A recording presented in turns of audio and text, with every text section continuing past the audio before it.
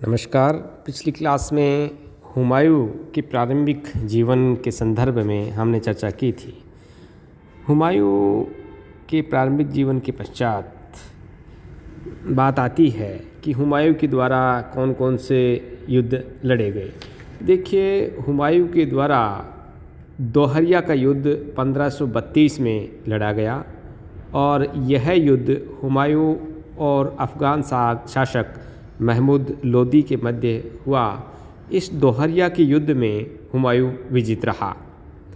इसके पश्चात 1535 में चंपानेर का युद्ध हुमायूं और बहादुर शाह के बीच लड़ा गया और इसमें भी हुमायूं को जीत प्राप्त हुई और चंपानेर पर हुमायूं का अधिकार हो गया।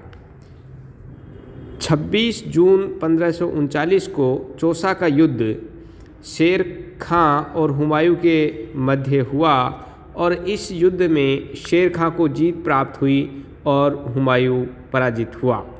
इस युद्ध में शेर खां बंगाल और बिहार का स्वामी बन गया। इसके पश्चात 17 मई 1540 को कन्नौज या बिलग्राम का युद्ध हुमायूं के द्वारा लड़ाया गया।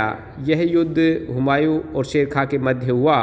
इस युद्ध में शेर खां को जीत प्राप्त हुई और हुमायूं का निर्वासित जो जीवन है यहाँ से शुरू हो जाता है। 15 मई 1555 को मछीवाड़ा का युद्ध लड़ा गया और यह युद्ध हुमायूं और सिकंदर सूर जो कि अफ़गान था के मध्य हुआ।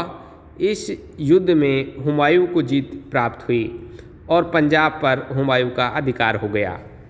22 जून 1555 को सरहिंद का युद्ध हुमायूं और सिकंदर सूर जो कि अफ़गान था के मध्य हुआ और सरहिंद के युद्ध में हुमायूं विजित रहा और इस युद्ध के पश्चात अफ़गानों की जो सत्ता है वो समाप्त हो गई। इसके बाद हुमायूं के ऊपर जैसे शॉर्ट नोट की हम बात करें तो कई बार जैसे रानी कर्णावती पे प्रश्न आ जाता है। तो देखिए, कर्णावती मेवाड़ की राजमाता थी और कर्णावती ने बहादुर शाह के खिलाफ हुमायूं को राखी भेजकर सहायता मांगी थी। 1540 से 55 का जो टाइम पीरियड है इसमें हुमायूं को पलायन हुआ और कन्नौज के युद्ध में शेरशाह से पराजित होने के बाद हुमायूं ईरान चला गया था।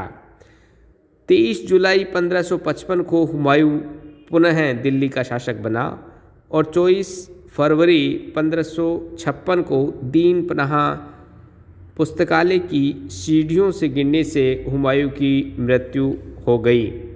हुमायूं का जो अर्थ है भाग्यशाली होता है और हुमायूं जो है वो अफ़ीम का वैसे शौकीन था।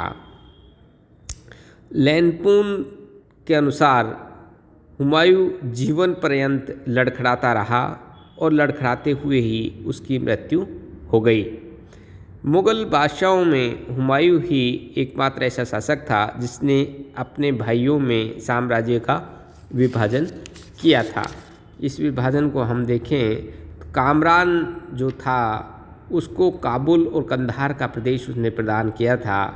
अस्करी को संभल का प्रदेश उसने प्रदान किया था और हिंदाल को अलवार अर्थात मेवात का जो क्षेत्र है वो उसने दिया था।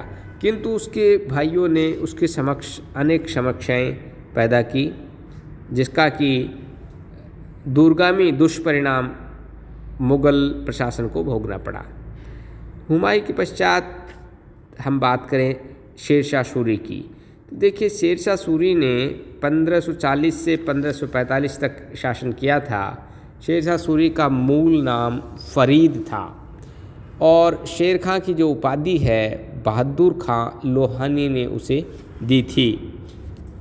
शेरशाह ने एक शेर को बिना अस्त्र शस्त्र के मार दिया था जिसके पश्चात दक्षिणी बिहार के शासक बहार खां लोहानी ने उसे शेर खां की उपाधि प्रदान की थी।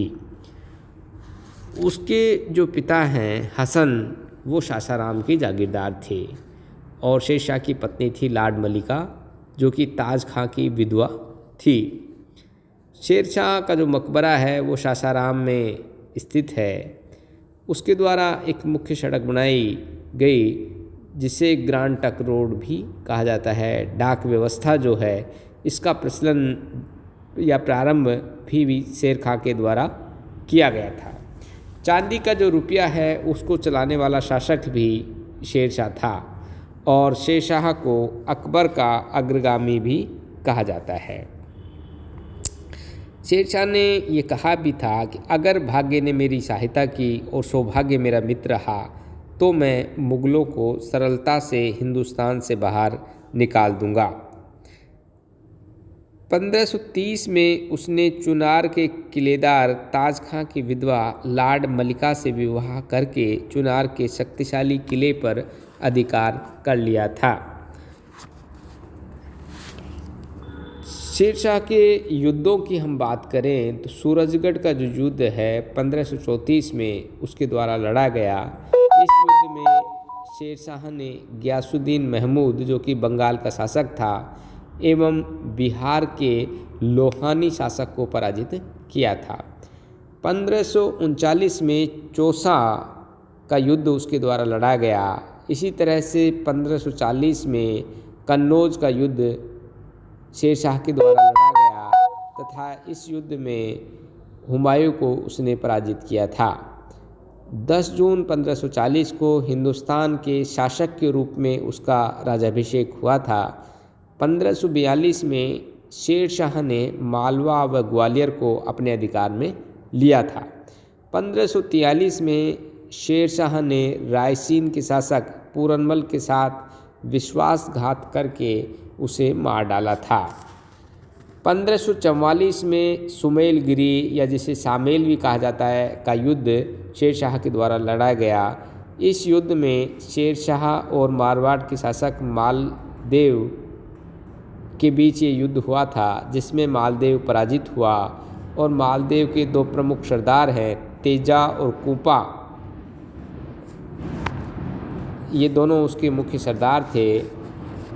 और मारवाड़ पर अधिकार करने के बाद शेरशाह ने कहा भी था कि मुट्ठी भर बाजरे के लिए मैं हिंदुस्तान की बादशाहत खो देता, क्योंकि एक बहुत कठोर संघर्ष मालदेव के साथ उसका हुआ था। तत्पश्चात ये टिप्पणी उसके द्वारा की गई।